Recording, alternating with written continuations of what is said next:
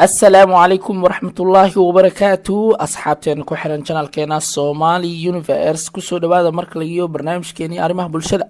أسبوع عام برنامج كيني وحان كسو قادة دونا هويو السبب ونقطي إن Gabadheeda aan la guursan balse inta aanu gudgalin kahor barnaamijkeena haddii midaan ay tahay booqashadaada kugu horeysay channelka fadlan ha iloobin inaad subscribe saarto aadna rukumato button notificationka si ay kuu soo gaaraan fiidiyoodii ugu dambeeyay aan soo upload garano.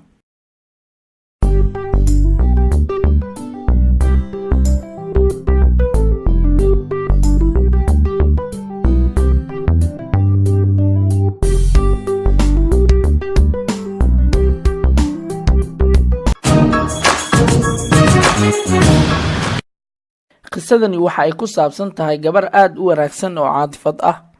aabaheeduna waa nin aad u wanaagsan wiil aad u wanaagsan oo guurdoon ah ayaa soo doontay gabadhii balse go'aanka guurkeeda cidna go'aanka ma gaari karto aabaheed iyo xitaa walaalaheeda qofka kaliya ee go'aanka gaari kara guurkeeda waa hooyadeed oo aad ugu soo dhaqantay wadamada reer galbeedka kuna adag dhaqamadaasi hooyadii ayaa wax walba oo guurka ku saabsan go'aan ka gaaraysay wiilkana lagu qasbayay in uu sameeyo wax walba oo hooyadu dalbato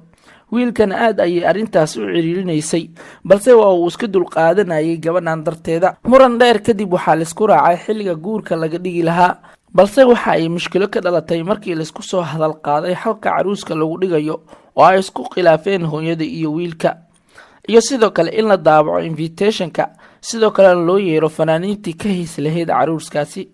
in fanaaniinta loo yeero bataatan waa uu diiday wiilkii iyo sidoo kale in wiilashu iyo gabdhuhu ay isdhexgalaan maadaama ay arintaas ay tahay arin xaraam ah muran iyo dood dheer kadib oo ay gabadhu hooyadeeda gelisay wiilkii guurdoonka ahaa ayaa guurkii ku fashilmay halkaasi wiilkana xal kale ma horyaalin oo inuu iskaba daayo gabadha mooye